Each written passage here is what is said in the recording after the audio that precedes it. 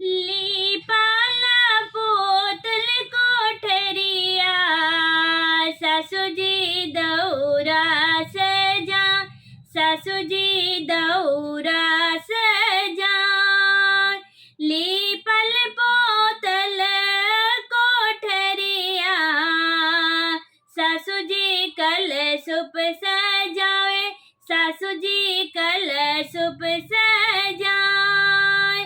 जोड़े कलशुपवा सजावेली, हम खेवड़िया भैली खाड़, हम केवड़िया धैली खाड़।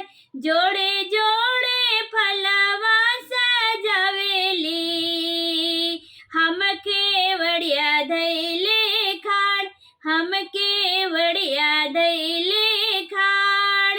केतनो सजेबू सास दौरिया, हम नहीं जाइब छठिया घाट, हम नहीं जाइब छठिया घाट। बिनु रे बालकवा के गोदिया, हमके कुछो ना सोहाय, हमके कुछो ना सोहाय। एकहु बालक छठी माई, देहलो करते छठी तोहार, देह तो करते छठिया तोहार। जोड़े जोड़े कलशुपवा सजावली, आवती छठिया के घाट, आईती छठिया के घाट। जोड़े जोड़े केसिया भरईती, करती छठी त्योहार, करती छठी त्योहार। लीपल पोतल कोठरिया, गोतनी दौरा सजाए, गोतनी दौरा सजाए। लीपल पोतल कोठरिया, गोतनी कलशुप सजावे, गोतनी कलशुप सजावे।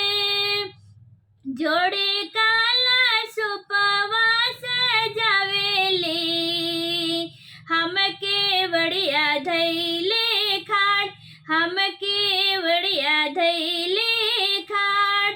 जोड़े जोड़े फलवा सजावेली, हम केवड़िया धैले खाड़, हम केवड़िया धैले खाड़।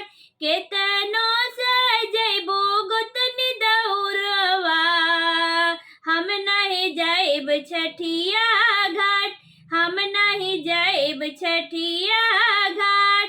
बिनु रे बालकवा के गोदिया, हमके कुछो ना सोहाय, हमके कुछो ना सोहाय।